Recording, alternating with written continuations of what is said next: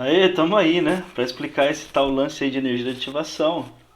Então eu trouxe esse exemplo bem simples aqui, mas eu acho que muito bem conduzido, muito bem feito, a gente vai conseguir entender de fato o porquê e o quão importante é a gente conseguir atingir isso que nós chamamos dentro da química de energia de ativação.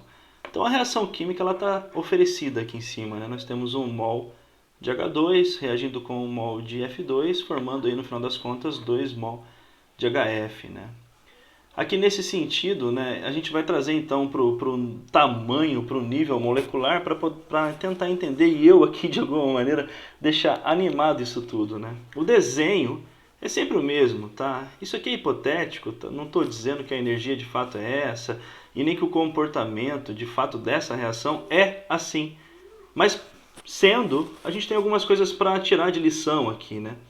Lembra que quando a gente está se tratando da termoquímica, se você tem aqui o caminho de onde você saiu e para onde você chegou, e você de repente aponta uma seta, né, daqui, da altura que você saiu para onde você chegou, você consegue calcular o ΔH da reação aqui, né? Nesse caso aqui, a gente sabe que o resultado final vai dar positivo, né? Então, nesse caso, a gente vai classificar essa reação do tipo endotérmica. De novo, são só exemplos hipotéticos, eu nem sei se de fato essa reação vai obedecer isso que eu estou dizendo. Mas o comportamento desse gráfico é sempre o mesmo. Você sempre terá os reagentes e você tem que investir uma determinada energia para garantir a troca de posição desses átomos aqui de cima. Eles precisam receber, e essa energia de ativação ela é reconhecida no movimento das moléculas, por isso cinética química, né? Então, em cima dessa figura, eu vou tentar deixar ela um pouquinho para cima aqui. Em cima dessa reação química, só vamos reconhecer. Ó. Imagina que eu estou representando essa molécula H2 por esses dois átomos de hidrogênio, unidos por enquanto, né? E essa molécula de F2 representados por esses dois átomos de flúor, por enquanto unidos. Então o que nós temos aqui no reagente é exatamente isso, né? Então uma única molécula de H2 representada aqui, uma única molécula de F2 representada aqui. Qual é a ideia? E agora eu vou precisar tirar essa folha daqui para que vocês consigam me compreender, tá? A ideia é fazer essas duas moléculas se chocarem. Por isso cinética química, né? Isso precisa ter movimento. Precisa. É fundamental. Então, o fato delas passearem por aí e hora ou outra elas se encontrarem, eu preciso, atenção, preciso que elas se encontrem com a geometria correta, com a geometria favorável. Isso quer dizer o quê? Daqui a pouco esse hidrogênio vai estar conectado a esse flúor, ao mesmo tempo que esse hidrogênio também estará conectado a esse flúor. Então, eu preciso que essa geometria, ou o encontro dessas duas moléculas, seja com esse formato aqui. Porque se elas vierem pelo espaço assim, por exemplo, ó, eu tenho o contato do flúor com os dois hidrogênios, mas esse não é um jeito favorável para a reação acontecer, e nem assim, por exemplo, porque elas têm muita mobilidade, né? Então, na hora que elas se encontrarem, a gente garantir que elas estão se encontrando com a geometria correta, que no caso é assim, esse hidrogênio se encontrando com esse flúor ao mesmo tempo que esse outro hidrogênio se encontra com esse flúor também, nós temos exatamente a geometria sendo obedecida e eu preciso que elas se encontrem com a velocidade correta. Isso vir muito devagarzinho não vai garantir essa troca de átomos, essa troca de posição dos átomos. Então eu preciso que isso seja um pouco mais rápido. E isso ele é visto e obedecido exatamente aqui na leitura desse gráfico. Ó. Cara, se você está aqui no zero e para atingir a tal energia de ativação você precisa investir esses 110 aí, então é lógico que isso é energia, né? No caso aqui, a grandeza aqui é quilojoule. Nós estamos falando de velocidade mesmo para que isso aconteça. Eu costumo fazer uma analogia com aquele brinquedo de parque que você precisa dar uma martelada naquele bloquinho lá que ele precisa subir e bater naquele sino. Se você não colocar a força suficiente, ele vai até um tanto e volta. Então você não venceu essa disputa. Aqui é a mesma coisa. Ó. A gente foi lá e bateu, aí deu aquela martelada com pouca força. Subiu até um tanto, mas não deu.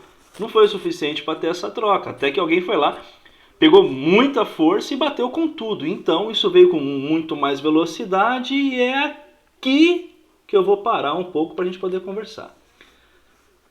Nesse exato momento vai haver um rompimento da ligação entre os hidrogênios, ao mesmo tempo que vai haver um rompimento da ligação entre os flúors. E agora, exatamente esse instante, é o que nós conhecemos como complexo ativado, onde essa ligação está se desfazendo ao mesmo tempo em que essa está sendo formada e essa está sendo formada. Então nós não temos átomos que apareceram aqui, muito menos sumiram, né? Nós temos simplesmente uma troca de lugar entre eles. Ó. Então nós vamos formar essa molécula aqui, que é uma molécula de HF, e depois essa segunda molécula de HF também.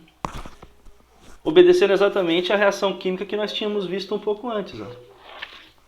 Então, a princípio, o que nós tínhamos, ó, o H2 sendo representado aqui, né? Aqui, o H2, com o F2 sendo representado aqui. Esses são nossos dois reagentes. Quando a reação química aconteceu, houve uma troca de posição dos átomos e o produto formado agora é exatamente duas moléculas de HF representado nessa reação química. Então a geometria foi obedecida e nós atingimos a energia mínima necessária para que essa troca de lugar fosse completa, para que ela fosse estabelecida. Então a gente vê tudo isso escrito dentro desse gráfico. Ó.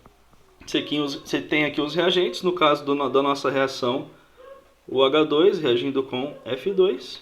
No final das contas, eles vão se tornar os produtos, né? Que nesse caso é um produto só, mas repetido duas vezes, né? 2 mol de HF. O que a gente esconde é mais ou menos essa partezinha aqui, né? Geralmente numa reação química nós temos o reagente se tornando produto, legal. Mas toda reação química vai ter essa parte intermediária que eu tentei trazer aqui, ó, nessa terceira opção. A reação química sendo representada, tá vendo? Aqui. E várias coisas que a gente precisa saber dela. Ó. Isso aqui tá meio torto, né? O H2 com F2, eu tentei dar um movimento para as moléculas aqui, né? Eles se chocaram da maneira correta, houve a troca de lugar, formando duas vezes o HF aí. Então nós temos o reagente, que saiu aqui do ponto zero, né? E chutando um valor aqui, chegou aqui em cima no ponto 80, por exemplo.